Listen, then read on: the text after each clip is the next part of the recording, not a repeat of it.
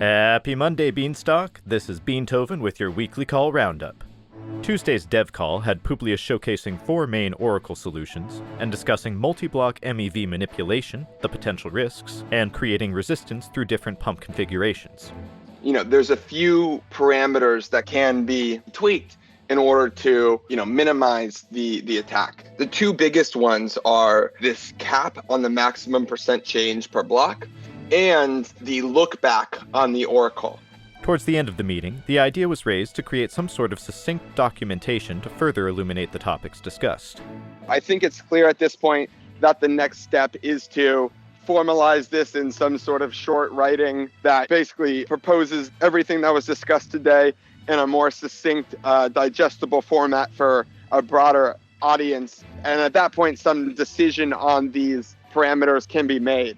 Afterwards, at Beanstalk University, Publius gave even more context with a masterclass in pumps, a history of Oracle solutions, the math behind them, and the options open to Beanstalk. Really a full day at school. This is very constructive. So there's 3 axes on which to consider the design of an Oracle. It seems like the cost of adding any particular iteration of the 12 that we've discussed along these axes would add additional gas costs. Is that correct? Yes, and the gas cost for each of them varies dramatically.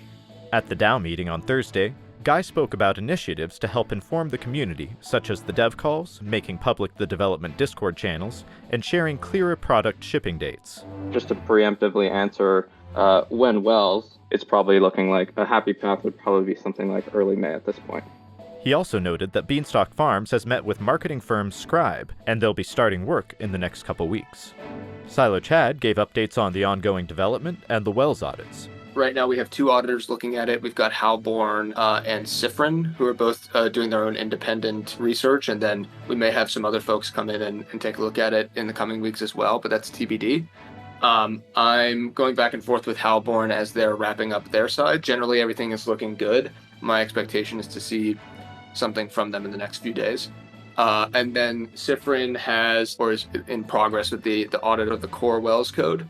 And then the next thing up is for us to deliver them the final aquifer code and the pump code, which, per the dev call this week is something that we're still iterating on and sort of deciding what the right configuration values look like, but hoping to have that, to them and all wrapped up in the next week or so. There's a development summary in the Barnyard chat, along with an update from Sweet Red Beans.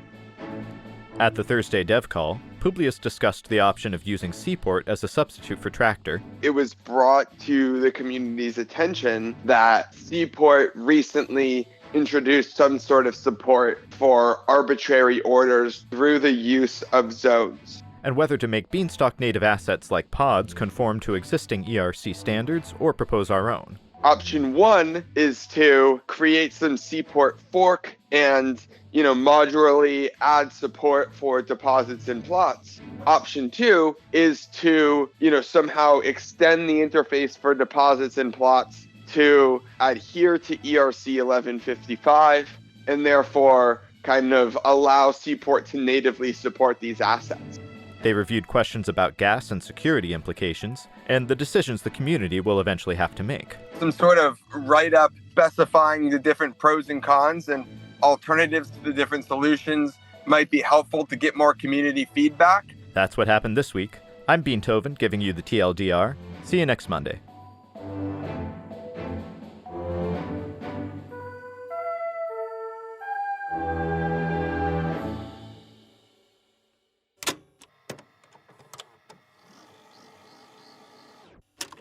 Is, encoded in the list of pumpkin calls or pipeline calls.